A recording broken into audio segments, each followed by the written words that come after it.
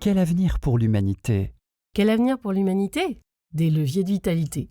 Posé dès 2015 face au transhumanisme, à l'IA, à ChatGPT et à la fascination numérique, il est temps de nous poser la question de ce que nous souhaitons comme humanité actuelle et à venir. C'est en clarifiant qui nous sommes et vers quel type d'humanité nous souhaitons nous diriger que nous pourrons prendre les décisions pertinentes pour aujourd'hui et demain. Altercop a tenté de répondre à cette question en interviewant de nombreux acteurs aux profils divers afin d'apporter, comme un kaléidoscope, leur regard pluriel sur cette question centrale.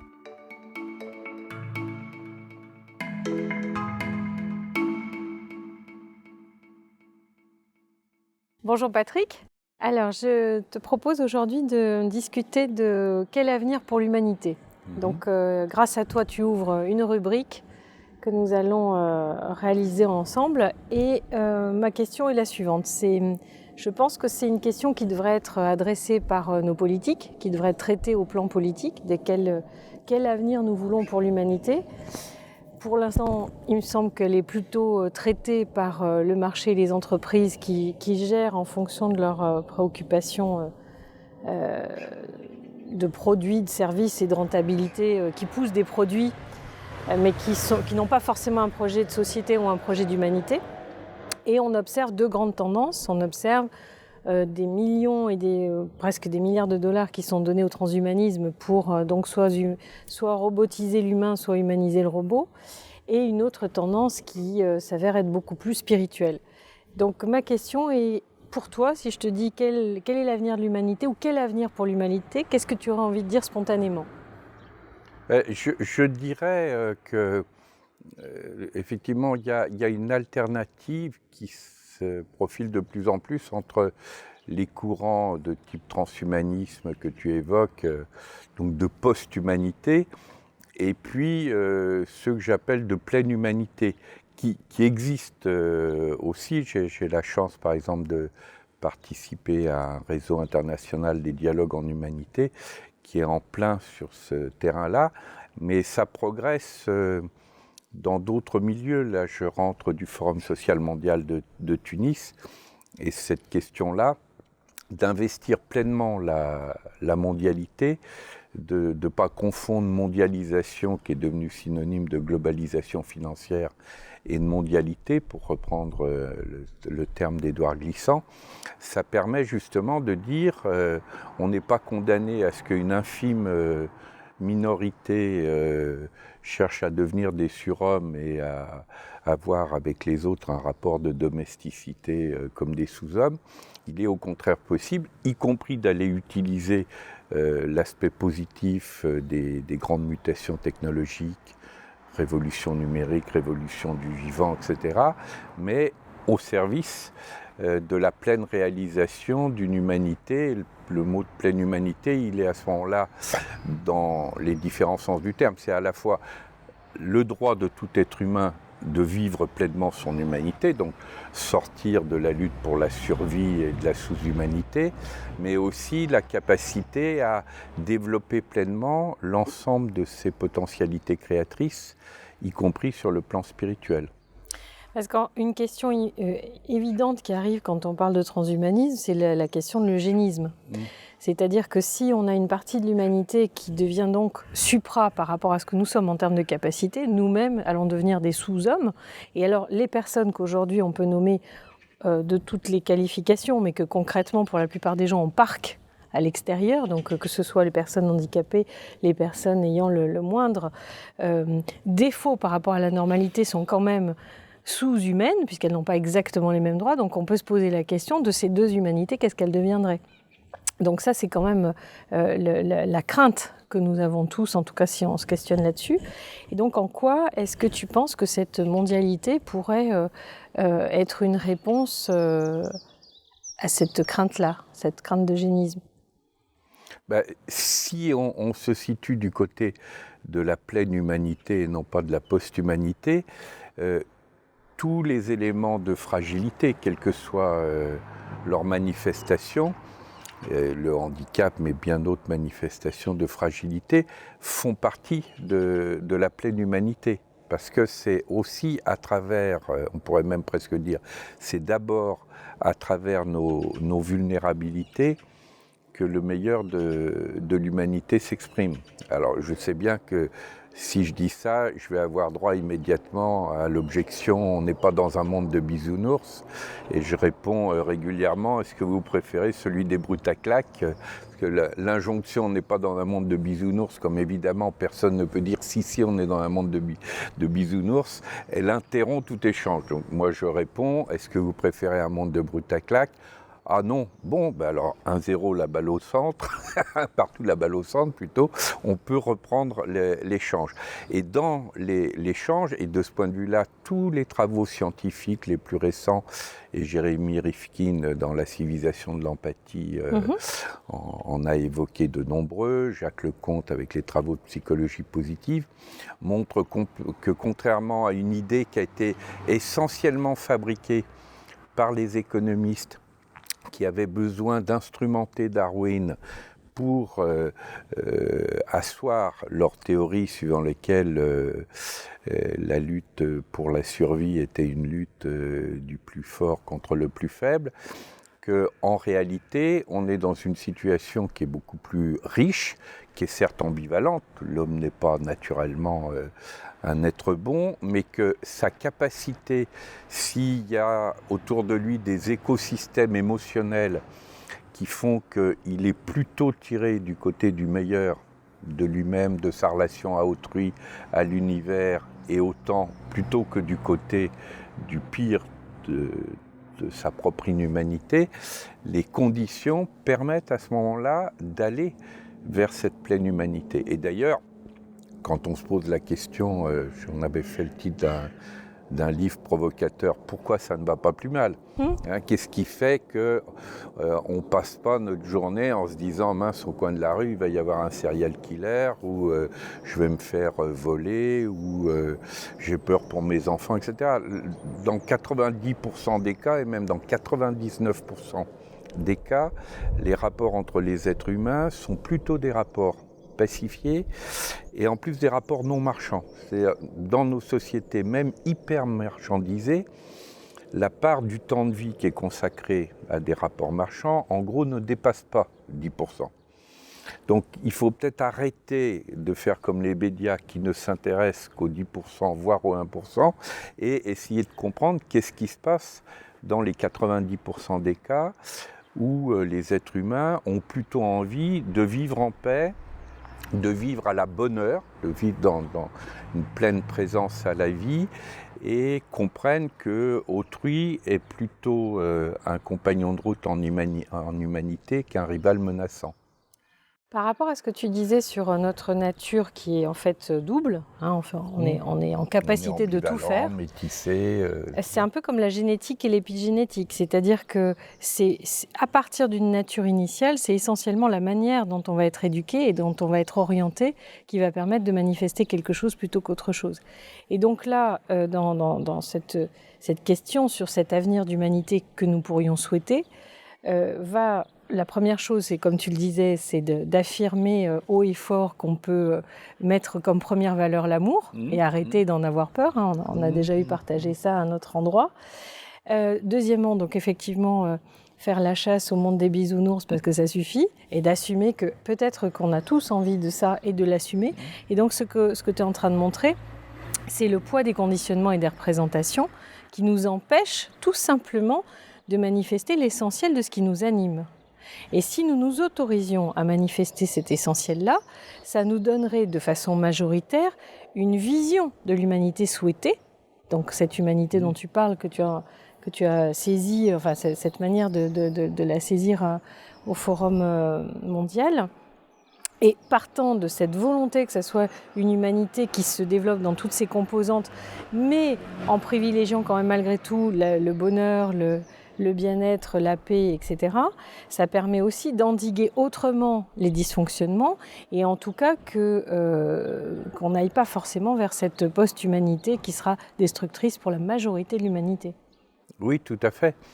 On dit souvent avec Abdenour Bidar, avec lequel on a initié un mouvement qu'on appelle le mouvement du 11, parce qu'on se donne rendez-vous tous les 11 du mois pour faire vivre l'esprit de fraternité, qu'il n'y a pas un seul dérèglement climatique qui serait celui du réchauffement. Il y a aussi la glaciation qui est du côté de la climatologie émotionnelle et relationnelle.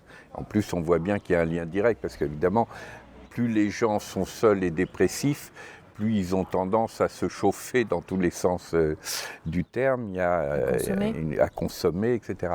Et l'une des façons, pour le coup très concrète, de lutter contre le dérèglement climatique global, c'est de hausser le niveau de la qualité relationnelle et émotionnelle. Il faut construire une alternative à ce que William Reich appelait la peste émotionnelle dans Psychopathologie du fascisme. C'est aussi pour ça que je dis souvent choisir d'être heureux est un acte de résistance politique. Parce que tu démarrais par la question politique et tu as tout à fait raison. Normalement, la grande question politique du devenir de l'humanité, c'est celle du frater, parce que frater, au début, ça veut dire genre humain, et c'est bien l'enjeu de l'esprit de fraternité de l'article 1er de la Déclaration des droits de l'homme, comment l'humanité devient un sujet conscient de sa propre histoire, un sujet positif de sa propre histoire. Parce qu'on peut dire qu'avec Auschwitz et Hiroshima, l'humanité est devenue sujet négatif de sa propre histoire. Elle est devenue sujet. Avant, l'humanité, pour l'essentiel, était un simple contenant abstrait. Et puis, avec Auschwitz-Hiroshima, l'humanité a pris conscience qu'elle pouvait se détruire, soit biologiquement, Hiroshima, soit moralement, spirituellement, Auschwitz. Et le mouvement inverse, il est venu assez vite, puisque la Déclaration universelle des droits de l'homme, il constitue le mouvement du côté de l'éros, du côté de la force de vie, face à Thanatos. Et l'alternative entre pleine humanité et post-humanité, elle est du même ordre, c'est-à-dire comment on est du côté des forces de vie.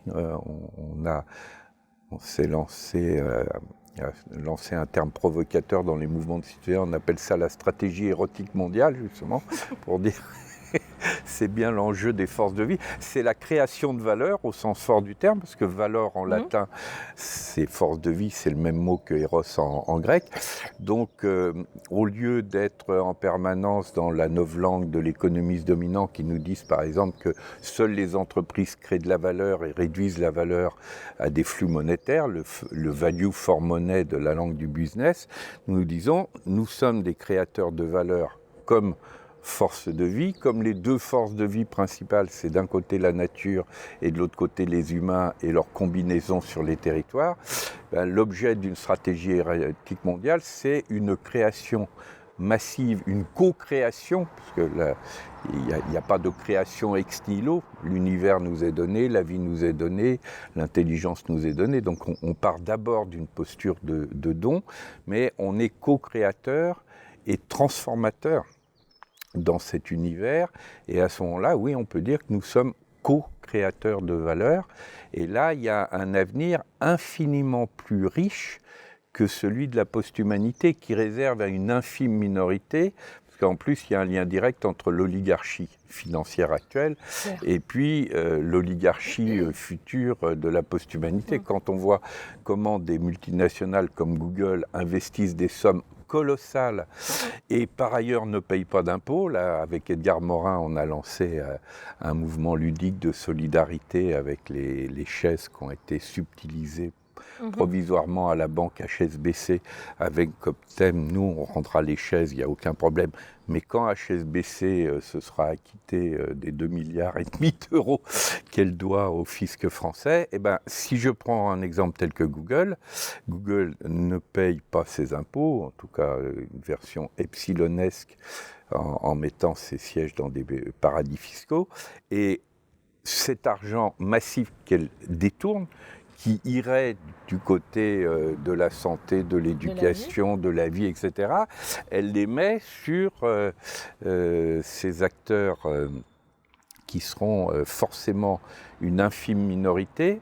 Et j'ajoute qui, de toute façon, seront confrontés à la question majeure du sens de la vie, de la mort, du désir, etc. Parce que même s'ils vivent 1000 ans, hein, c'est Laurent Alexandre qui passe son temps dans les conférences à dire l'homme qui vivra 1000 ans est peut-être présent dans cette salle, ben, l'homme qui vivra 1000 ans, il sera toujours confronté à la question du sens, du désir, de l'amour, etc. Hein. Sauf que ça ne sera pas les mêmes questions, parce qu'effectivement, toutes les questions d'avoir des enfants, l'amour et autres seront posées autrement, parce qu'on a quand même un réflexe à avoir envie d'avoir des enfants autre que le côté amour, pour des raisons d'espèce et de se perpétuer. On vit 1000 ans, on aura quand même d'autres configurations. Mais c'est pas tout à fait le... Oui, mais c'est quand même, si on revient sur la question de la naissance, l'une des mutations absolument radicales dans l'histoire du vivant, c'est l'invention de la reproduction par sexualité.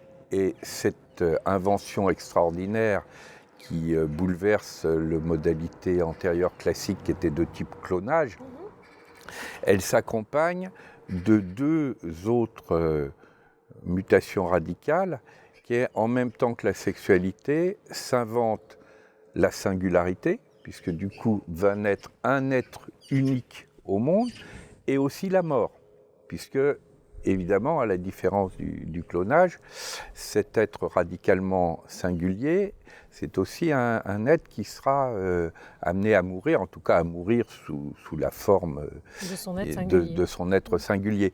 Mais ça veut dire que renoncer, par exemple, à une naissance sous les modalités sexuelles, d'une certaine façon, c'est est-ce que vous êtes prêt aussi à renoncer à la singularité et à la sexualité, c'est la trilogie. Sexualité, singularité et mort vont ensemble. Ça fait beaucoup comme renoncement pour des gens qui prétendent... Sauf que c'est vrai qu'un continuum de 90 ans et un continuum de 1000 ans, automatiquement, les gens ne vont pas vivre ces catégories de la même manière. C'est évident. Alors, bon, là pour l'instant, on n'y est pas, mais c'est un des possibles. C'est un des possibles.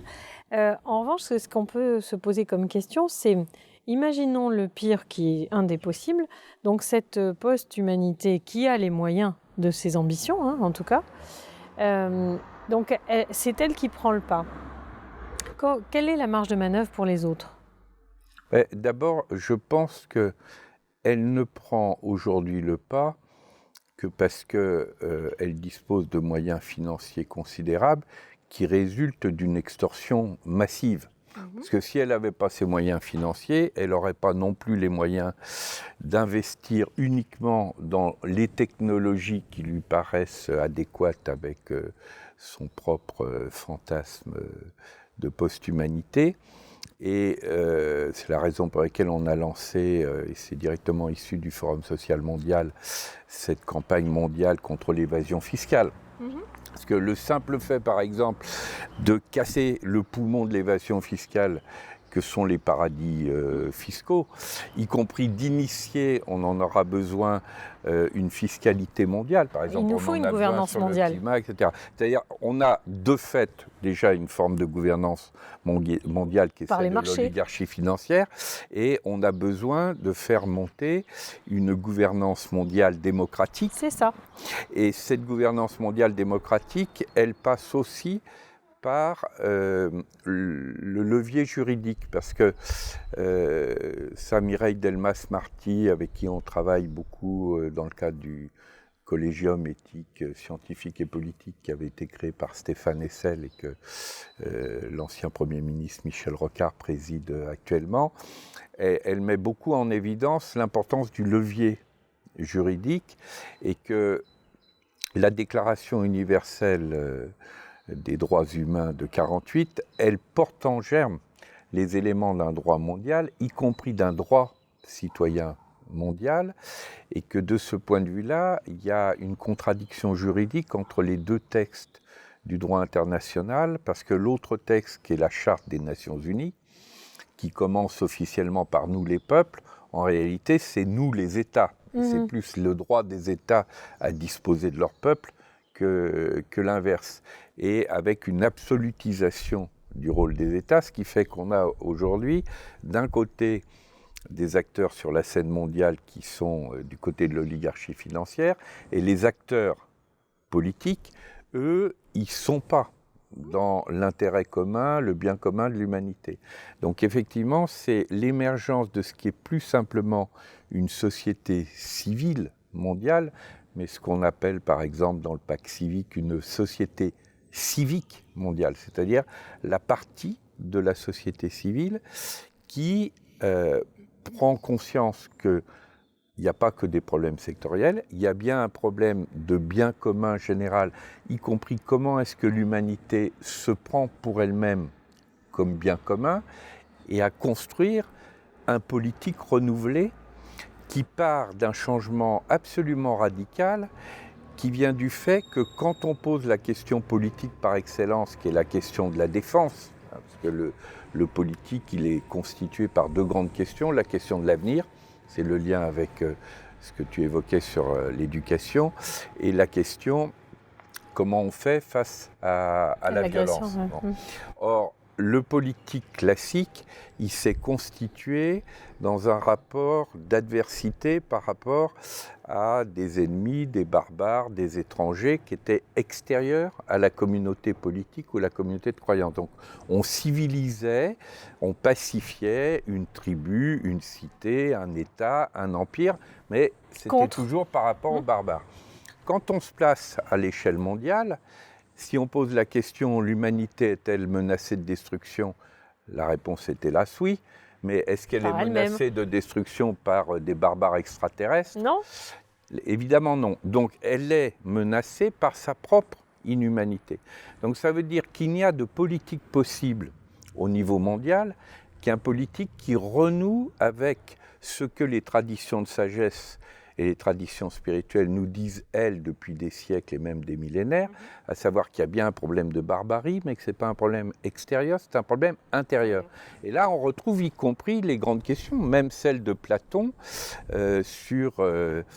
lui, il appelait ça à son époque, dans sa vision aristocratique, la question du philosophe roi, mais on peut appeler ça la question des citoyens philosophes, c'est-à-dire comment l'humanité hausse son niveau de qualité de conscience, de qualité de sagesse, pour être capable de construire une politique de la mondialité, ce que Edgar Morin appelle une politique de l'humanité, qui permette effectivement d'aller traiter les grandes questions de la mondialité. C'est exactement ça que j'essaie d'adresser au travers de ces interviews. C'est si on n'est pas clair sur quel est l'avenir de l'humanité, on ne sait pas où on va, donc on n'a pas de projet, et donc c'était pour ça que je voulais t'entendre là-dessus. Et deux, on n'a pas d'autre avenir qu'une gouvernance mondiale. Sauf que dans l'état de conscience de nos gouvernants actuels, on ne peut pas espérer une gouvernance mondiale de nos gouvernants actuels. Donc la seule issue, elle est si tu préfères, on n'a pas une crise de représentativité pour une seule raison, elle est pour plein de raisons, mais notamment qu'on a une certaine partie des citoyens qui ont un niveau de conscience supérieur par rapport aux gens qui les représentent. Donc il y a un problème. Et on ne peut pas envisager de gouvernance mondiale si on n'a pas une qualité de sagesse. Pour ça que c'est tout à fait le roi sage et philosophe dont on a besoin. Mais c'est de ça dont on a besoin. Sinon, on va vers 1984 et on y va à grands pas avec Big Data et compagnie. Donc la raison de cette chronique, c'est ça. C'est de se dire, essayons de prendre conscience que tout est interconnecté. Si nous n'avons pas de vision claire de vers où nous voulons aller, on va nourrir de façon agissante ou par défaut d'autres types de modèles, post-humanité ou autre chose. Et si nous ne prenons pas la responsabilité de notre citoyenneté et d'une citoyenneté consciente, éclairée et sage, et qu'on ne pousse pas la qualité de gouvernance, on va avoir certes une gouvernance mondiale de facto, parce que les marchés rencontrent, comme on l'a vu, comme tu le dis, l'oligarchie, les problèmes de dette, etc., etc. Enfin, tous ces éléments mélangés qui font que l'argent est de plus en plus concentré en des petites mains, que les États n'ont plus les moyens de ce qu'ils essaient de faire, et que par conséquent, au bout d'un moment, on va essayer de rationaliser d'une manière ou d'une autre l'argent. Mais comment peut-on le faire avec des banques privées qui, effectivement, vont aller chercher les paradis fiscaux pour s'en sortir? Donc, si on n'a pas une gouvernance mondiale sur tous les plans, on ne peut pas trouver de solution. Mais si on n'est pas clair sur le projet et si on n'est pas clair sur des acteurs qui ont une qualité de conscience et une qualité de cœur particulière, on va faire un peu plus de post-humanité ou d'autres choses. Donc c'est bien cette intrication et cette imbrication Ou, comme tu le disais tout à l'heure, on a beau tous avoir écrit, pousser les lignes pour essayer de faire réfléchir, et que, si on vend 500 livres, c'est Noël, et qu'il n'y a aucun grand média qui va relayer ça quasiment, effectivement, il ne nous reste plus que les happenings pour arriver, et les événements pour arriver à se faire entendre. Mais néanmoins, j'y crois, je me dis encore peut-être quelques personnes qui pourront nous écouter. Donc c'est vraiment cette imbrication de vouloir une humanité. Donc si j'ai bien compris, ce que tu en dis, c'est qu'elle soit plurielle et respectant sa variété, sa diversité, et tenant compte de ses faiblesses, et de ces faiblesses-là que vont naître de la créativité et de la richesse. Et de cette reconnaissance de cette humanité plurielle, avoir une qualité de cœur et de sagesse qui permet de faire émerger des citoyens que nous sommes une gouvernance démocratique réelle. C'est ça ? Oui, et j'ajouterais que les choses, pour le coup, avancent peut-être plus vite qu'on l'imagine dans cette direction. Parce que, comme dans toutes les grandes périodes de mutation historique, et nous en vivons une évidemment, il y a une double polarisation. Donc il y a la polarisation régressive, et il suffit de regarder un journal télévisé classique pour s'en convaincre, mais il y a aussi une polarisation créative, que les grands médias ne voient pas, mais il suffit justement d'aller dans un forum social mondial, de venir dans des dialogues en humanité, de lire un livre comme celui de Bénédicte Magnier, 1 million de révolutions tranquilles, bref, de se connecter à cette formidable créativité citoyenne, qui est une créativité mondiale. Les prochains dialogues en humanité à Lyon, c'est sur le thème Osons la citoyenneté terrienne, et on était en train de le préparer, y compris en utilisant le bon côté des nouvelles technologies de communication, avec le Conseil international qui est composé aussi bien d'Indiens que de Brésiliens, que de personnes qui sont aux États-Unis, en Europe, etc. Et la façon même d'avancer vers cette citoyenneté terrienne, qui suppose effectivement un niveau d'intelligence du cœur, c'est à la fois la question de la conscience et la question de la qualité émotionnelle, relationnelle et spirituelle, et elle est en route. Et plus le vieux modèle est à bout de souffle, plus il produit des effets destructeurs sur le plan écologique et humain, et plus aussi, on voit bien que l'alternative est de type fraternité ou barbarie, parce que les éléments intermédiaires ne résistent pas à l'ampleur des défis auxquels on est confronté. Donc il faut aussi savoir faire ce que Alinsky appelait du jujitsu de masse, c'est-à-dire utiliser les situations où on va prendre, comme on le fait par exemple avec l'histoire des chaises d'HSBC, on va utiliser un matériau qui est celui de l'oligarchie financière et qui est celui de la modalité habituelle d'intervention des grands médias pour le retourner au profit d'une logique citoyenne et d'éducation populaire. Il y a une question que j'ai envie de te poser. Mon dada, c'est de parler d'humanité 3.0, c'est-à-dire de dire peut-être que entre ces extrêmes que tu étais en train de mettre en exergue, où on a effectivement dans un moment crucial souvent des extrêmes qui se manifestent, et je me disais, mais et si notre avenir, c'était pas une humanité tierce, c'est-à-dire entre l'excès de technologie et entre, je fais exprès, là c'est un clin d'œil, entre les bisounours dans le sens qui vont peut-être aller à l'extrême d'une envie d'être ensemble, mais peut-être sans forcément investir, le faire ensemble. Enfin, tu vois, quelque chose qui serait trop méditatif pour le coup. Donc, entre ces deux extrêmes, est-ce que la voie que nous pourrions co-construire, ça ne serait pas une voie tierce, mais une voie tierce dans le sens de questions claires? Qu'est-ce qu'on veut garder comme technologie? Pour faire quoi? Dans quel usage? Avec quel périmètre? Avec quelles restrictions? Pour nourrir quel projet? Mais avoir quelque chose qui rencontre vraiment une qualité d'humanité, de relation, une qualité de conscience, et ne pas nier cette évolution technologique dont on est tous de toute façon friands et qu'on utilise tous, mais d'avoir quelque chose de réfléchi. Voilà, donc qu'est-ce que tu en penses ? Moi, je pense la même chose dans la conclusion de ton propos, qui est qu'il n'y a aucune raison de se priver d'un bon usage, non seulement de la révolution numérique actuelle, mais de l'association croissante entre révolution numérique et révolution du vivant. Mais pour moi, cette humanité 3.0 que tu évoques, elle fait partie de la pleine humanité. C'est-à-dire, la question clé, c'est celle du grand retour du discernement.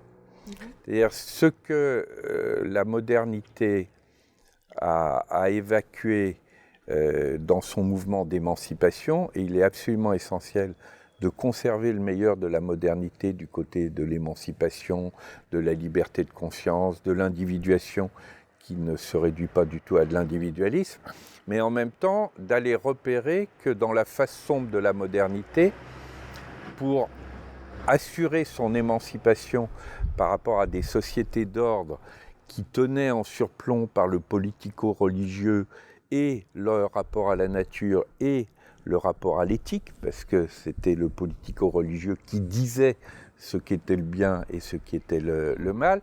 Le mouvement de la modernité, pour assurer son émancipation, il a largué avec l'eau sale des sociétés d'ordre théocratique deux gros bébés que sont le rapport à la nature, le point aveugle écologique, et le rapport à l'éthique, la question du discernement. Et donc, il nous faut réintégrer dans cet avenir, puisque nous sommes en train de vivre le fin de ce grand cycle historique de plusieurs siècles des temps modernes. Et la grande question, c'est comment nous sortons par le haut des temps modernes, et non pas par le bas, par la régression prémoderne des différents fondamentalismes identitaires. Et dans cette perspective qui est dynamique, la question clé, c'est le discernement, c'est-à-dire la capacité de se reposer la question qu'est-ce qui est bénéfique, qu'est-ce qui est nuisible, qui est normalement la question originelle de la comptabilité, parce que si on a des bénéfices dans nos comptabilités, bénéfices, ça ne veut pas dire solde monétaire négatif, ça veut dire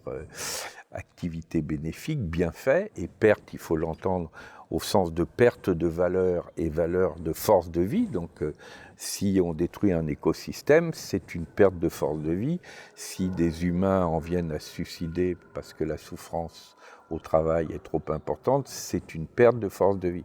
Et ça, c'est le grand retour de la question du discernement. C'est pour ça que le politique à co-construire va de pair avec une co-construction de l'éthique et des outils d'évaluation, entendus là aussi au sens fort du terme d'évaluation. Quand Michel Rocard m'avait confié une mission sur l'évaluation des politiques publiques, j'avais dit attention, évaluation, c'est pas la mesure. La mesure peut être un outil, mais c'est la délibération sur ce qui fait valeur et valeur comme force de vie. Et plus on s'approche de l'essentiel, plus il y a une situation où la quantification est incapable d'exprimer l'essentiel. Donc la quantification, bien sûr, il n'y a aucune raison de s'en priver, mais au service de la qualification. Et si je repars de ta question, il n'y a aucun problème pour dire, mais oui, nous allons utiliser dans la révolution numérique, dans la révolution du vivant, quantité d'opportunités qui font qu'effectivement l'humanité s'élève en qualité de conscience, en qualité de connaissance, en qualité de relation. Il n'y a aucune raison de s'en priver. Par contre, il n'est pas question de prendre n'importe quoi du point de vue des usages. Et là, c'est la question du discernement. Et à ce moment-là, je suis tout à fait d'accord avec toi pour dire ce qui fait partie du 3.0 du côté de la pleine humanité, tout à fait d'accord pour le prendre en compte, mais on n'est pas en quelque sorte dans un hybride où on serait obligé d'accepter une partie du chemin de la post-humanité. C'est là mon petit différent. Mais c'est le discernement dont tu parles. En fait, quand je propose cette tierce voie, ça veut dire une tierce voie qui est réfléchie, donc avec discernement, On a eu parlé à plusieurs reprises, tu as eu parlé de la qualité d'être, en fait, qui est primordiale dans cette pleine humanité. Et donc, cette question de discernement appliquée à la personne, c'est l'individuation, c'est-à-dire comment je décide d'être une personne pleinement accomplie, donc voilà, où je fais le choix de l'éros et je délaisse Thanatos, par exemple, pour reprendre ce que tu as dit. Mais ça va fonctionner effectivement si j'ai une éthique forte. C'est-à-dire que je ne suis plus dans une morale extérieure, mais je vais faire en sorte qu'il y ait quelque chose intérieurement de fortement construit. Le discernement dont tu parles, qui est effectivement cette qualité en fait de la pensée critique, mais qui a été, de par les séparations dont tu as parlé, effectivement, qui est parti avec Claude Hubin, donc ce discernement-là qui est à se réapproprier, appliqué à la qualité d'être dont tu parlais également, c'est ce qu'on appelle l'individuation, donc tout ce processus où délibérément je choisis de devenir une personne libre, en paix, qui choisit le bonheur, enfin tout ce dont on a pu parler, et qui va reposer du coup sur une intégration intérieure de la norme, c'est-à-dire une éthique qui sera donc à l'intérieur comme une structure, comme une ossature intérieure, et beaucoup moins à l'extérieur comme l'est la morale qui nous contient de l'extérieur. Oui. Donc ça veut dire effectivement un gros parcours, parce que retravailler le discernement, faire le parcours d'individuation et construire et co-construire une éthique partagée, donc une éthique intérieure mais partagée, on voit bien tout le temps que ça nécessite et qui est un temps inverse à ce qui est vendu par tout ce qui est bien de consommation ou autre, où on est dans l'obsolescence programmée, dans l'éphémère, et où on conditionne des comportements, si on décrit les générations Z et les natives et autres qui sont dans l'immédiateté et pas du tout dans l'instant présent, d'où ma questionnement sur quel avenir pour l'humanité, parce que sinon on a des usages qui vont donner des référencements psychiques et des cadres et des catégories psychiques, mais qui ne vont pas dans le sens d'une humanité qui est dans la pleine humanité, qui est juste dans l'usage, l'avoir et la consommation. Donc c'est cette articulation, quelle humanité, quelle politique et quel type de personnes pour sous-tendre cette politique, et effectivement derrière, quelle éducation à donner pour que nous puissions faire co-grandir les enfants de demain vers cet avenir-là. Tu as raison de dire c'est un chemin, mais c'est un chemin qui est tout à fait passionnant. C'est-à-dire que je dirais même que le métier d'être humain, j'aime bien l'expression qu'utilise aussi Alexandre Jolien, le métier d'homme, le métier d'être humain, sa caractéristique, c'est d'être en chemin. C'est un ministère d'incarnation. L'humanité, on aura tout le temps de savoir dans les métamorphoses dont la mort est un des éléments, si il y a d'autres règnes, et par exemple quelque chose qui ressemble au règne angélique. Mais pour le moment, en tout cas, notre métier d'être humain, c'est d'être dans ce ministère d'incarnation, d'accepter le métissage. Et ce chemin, à ce moment-là, il peut être passionnant. C'est-à-dire, l'art de vivre à la bonne heure, c'est aussi l'art d'épouser pleinement la condition humaine, y compris justement dans sa vulnérabilité, y compris dans sa finitude. Autre débat majeur avec les courants de la post-humanité, parce que... Qui refusent ça. Voilà, et loin que la mort soit à ce moment-là le contraire de la vie, elle peut être, comme le disent d'ailleurs maintenant les biologistes contemporains comme Jean-Claude Ameisen, la sculpture du vivant. Et elle renoue à ce moment-là avec les traditions de sagesse. Quand Confucius et Sénèque disaient « vis comme tu aimerais avoir vécu », c'est la représentation de notre finitude qui nous amène aussi à vivre intensément cette vie-là. Qu'est-ce que je vais choisir de sculpter? Comment faire de notre vie une œuvre? Pour reprendre une grande question que pose Hannah Arendt dans La condition de l'homme moderne, sortir des civilisations du travail et du labeur pour aller vers des civilisations de l'œuvre, des civilisations du métier au sens de ministère mystérieux, de projet de vie. Et ça, c'est une perspective qui est absolument passionnante parce que le chemin lui-même, non seulement c'est une aventure personnelle, passionnante, mais autrui devient un compagnon de route dans ce chemin-là. Si je veux vivre à la bonne heure, si je veux vivre dans l'intensité de ce que j'ai choisi de vivre, par définition, je ne vais pas tout vivre, je ne vais pas tout faire. Et si je veux tout vivre et tout faire, je vais être dans le zapping permanent, donc je ne vivrai rien à fond. Donc, choisir de vivre à la bonne heure, c'est choisir de ne pas tout vivre, accepter de ne pas tout vivre, mais inversement, ce que l'on vit, de le vivre intensément. Mais à ce moment-là, mon rapport à autrui se trouve modifié. Si je veux tout vivre, autrui va être forcément un rival.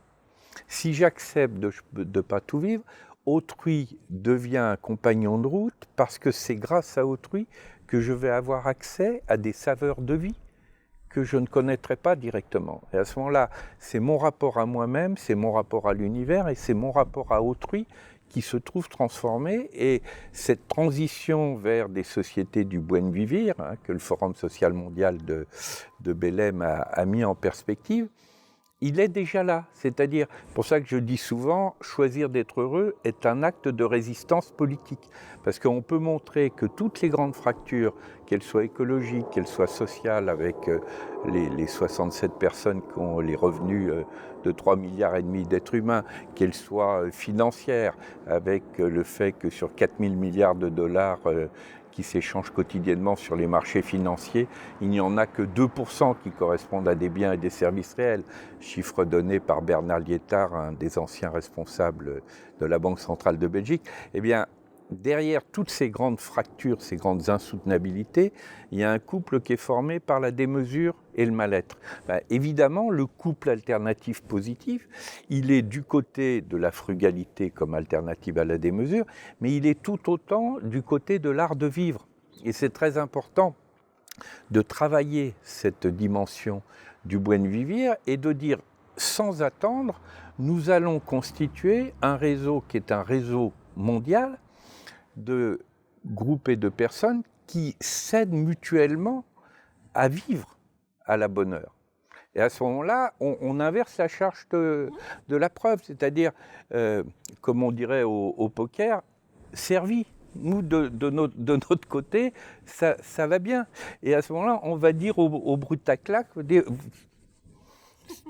on vous rejette pas, parce que finalement, on n'a pas besoin de vous. Vous êtes aussi des frères en humanité. Donc, nous, on s'est organisés, donc on n'a pas besoin de vous. Par contre, si vous comprenez que il y a une autre façon de vivre que d'être obsédé par l'argent et le fait d'avoir des robots androïdes, bienvenue dans la pleine humanité. À ce moment-là, la stratégie virale, le rapport attractif change de côté et on est en plein dans ce qu'ont révélé les enquêtes sociologiques autour des créatifs culturels. C'est-à-dire que le nombre de ces acteurs-là est potentiellement beaucoup plus important que ce que l'establishment voit, mais aussi de ce que ces créatifs croient eux-mêmes, parce qu'ils se croient hyper marginaux, alors qu'en réalité, ils représentent déjà un niveau,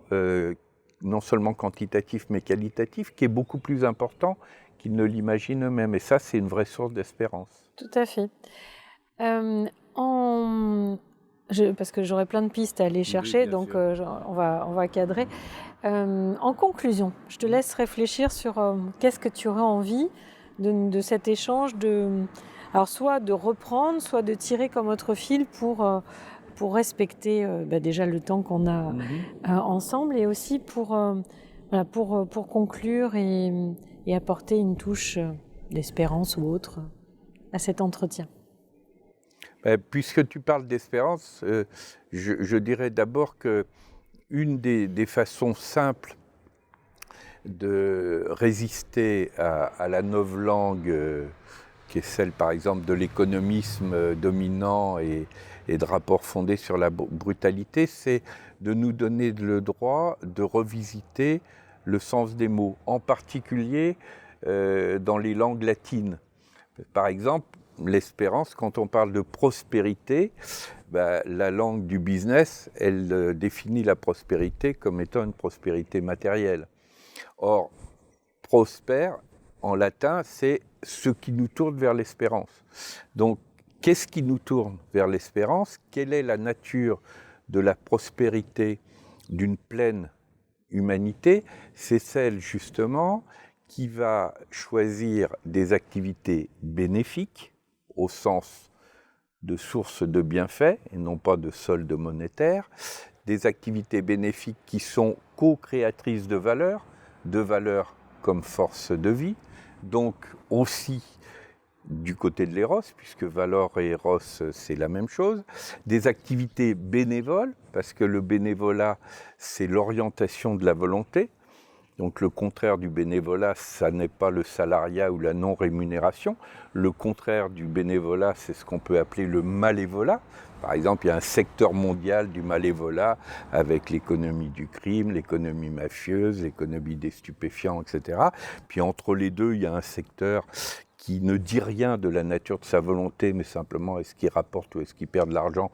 C'est ce qu'on peut appeler le secteur du lucravola. Donc on va dire comment on déplace le curseur pour que les acteurs qui sont seulement dans le lucravola aillent plutôt du côté de la volonté bonne que du côté du malévolat. C'est pour ça que la lutte contre les paradis fiscaux, qui est un poumon majeur de lien entre malévolat et lucravola, est un point sur lequel on peut complètement faire reculer le système. Et quand on est dans cette perspective-là, on comprend bien que notre premier habitat émotionnel, qui est celui des mots mêmes que nous employons, on peut le transformer. On peut s'autoriser mutuellement à réouvrir notre imaginaire. La fraternité, c'est le frater, c'est le genre humain. Donc du coup, c'est plus, pour reprendre l'expression de Régis Debray, la vieille cousine qui fait tapisserie et que personne ne songe à inviter à danser. Ça devient au contraire la jeune femme séduisante que tout le monde a envie d'inviter à danser. Et là, on est aussi sur une perspective qui est à mon avis passionnante sur le plan spirituel, qui est la capacité de réunifier les deux grandes sources de l'énergie amoureuse que sont l'énergie spirituelle et l'énergie sexuelle, qui est souvent un des problèmes sur lesquels, par exemple, les traditions religieuses, dans leur propre métissage, parce qu'une tradition religieuse, elle peut être vecteur, évidemment, de quête spirituelle, c'est sa face lumineuse, mais elle peut être aussi du côté de la peur. Et on répond à la peur par la superstition. Si la foudre tombe, c'est parce que le dieu foudre est courroucé, donc on va lui offrir des sacrifices. Et à ce moment-là, on a une trilogie qui est la peur, la soumission, le sacrifice, qui est aux antipodes de l'élévation spirituelle. C'est aussi pour ça que moi je parle de nécessaire interpellation spirituelle des grands faits religieux. Et par exemple, une laïcité ouverte, elle a un double avantage. À la fois, elle ouvre pleinement l'espace public aux questions du sens. Elle arrête de dire les questions du sens, on les renvoie uniquement dans l'espace privé. Mais en même temps, elle arrête de faire cadeau aux grands faits religieux du monopole des questions spirituelles. Donc elle permet aussi que le discernement, il va aller interpeller les traditions spirituelles et les amener à bouger dans le sens de leur part la meilleure, qui est la part spirituelle, plutôt que la part la pire, qui est du côté sacrificiel. Et comme dans le sacrificiel, l'un des renoncements majeurs, il est du côté de la sexualité, la possibilité d'avoir ce que j'appelle une érotique fraternelle, de monter en progression, y compris de qualité d'amour, à ce moment-là, on ne tombe pas en amour, on s'élève en qualité d'amour. Et ça, c'est une perspective qui, je crois, est tout à fait passionnante parce que l'un des grands enjeux, à mon avis, du devenir de l'humanité, c'est sa progression dans l'art d'aimer.